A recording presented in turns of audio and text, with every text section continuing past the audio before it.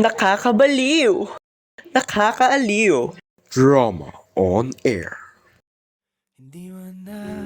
Paano pagkalipas ng ilang taon ay makita mo na ulit ang taong pinakawalan mo sa kadahilanan mas pinili mo ang iyong pangarap?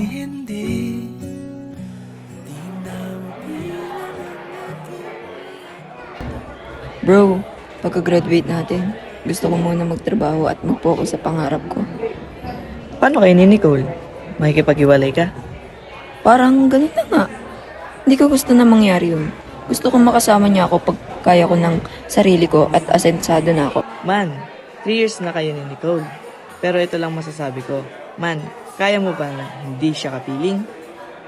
Buo na ang desisyon ko. Nahanap mo siya sa panahong handa ka na, ngunit nahuli ka na. Bakit parang matamlay ka? Ayaw mo ba? Hindi. Hindi naman sa ganun. Masaya akong kapiling kita hanggang sa aking pagtanda. Masakit at mahirap magparaya, lalo na sa larangan ng pag-ibig. Sana ay, sa ating pag-angat sa buhay ay ganito pa rin katamis ang pagtingin mo sa akin. Sana ay hindi mo ako iwan. Lapit na ang graduation natin. Mahal, masaya akong magtapos ng pag-aaral na kasama ka at magsisimula ng bagong pamumuhay na kasama ka. Oo. Masaya din ako para sa atin. Habang si Lucas at Rafael ay nag-uusap, si Nicole naman ay kasama ang kanyang mga kaibigan na sina Julian at Bianca. Girl! Kumusta na kayo ni Lucas? Stay strong kayo, ha? Okay naman kami, kaso napansin ko masyado siyang distance sa akin. Ha? Baka naman may pinagdadaanan lang. Wait, why not confront him? Totoo. By the way, it's almost our graduation. Wala pa ba tayong plano? Girl! Bakit ka na naman tulala? Oh, I almost forgot. What if mag-trip to Baguio lang tayo? Nice. Pwede naman. For the sake of the love, bakit hindi mo sinagot ang tanong ko, Nicole? Bakit ka tulala? Ha? Kanina kasi, nag-usap kami ni Lucas. And then? I think he's lost or wala na nga atang paki sa akin yun eh. Oh my goodness. I am so smart. What's so smart about you? Naka 50 over 100 ka nga kanina sa quiz, sabi ni Pro. Hindi. Sabi ko na, Nicole, titig pa lang ng lalaki yun. Alam mo na. Wala nang spark. William, can you stop? Okay. Oh.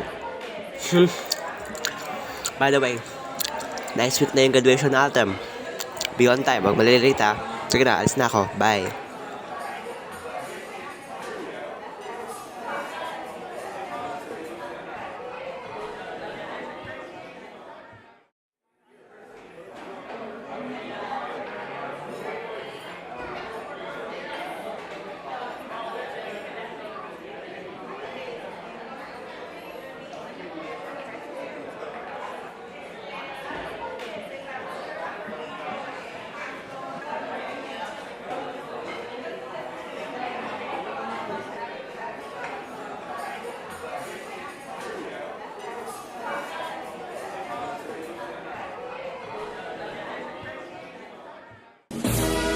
Lucas de Chavez, Bachelor of Science in Culinary Arts, summa cum laude.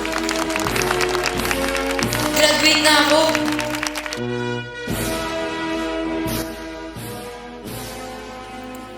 Lucas, congratulations nga pala.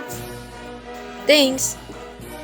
Nicole, may gusto sana akong sabihin sa'yo. Ano yun? Alam mo namang ang dami kong gustong ma-achieve, di ba?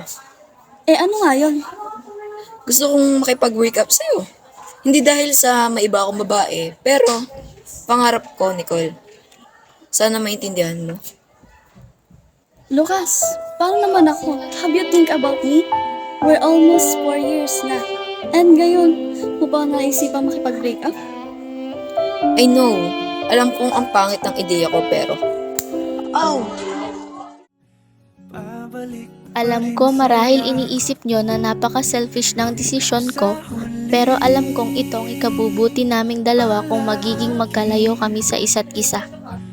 Pipiliin kong maging sa'yo, ulit-ulitin man, nais kong malaman mong iyo ko.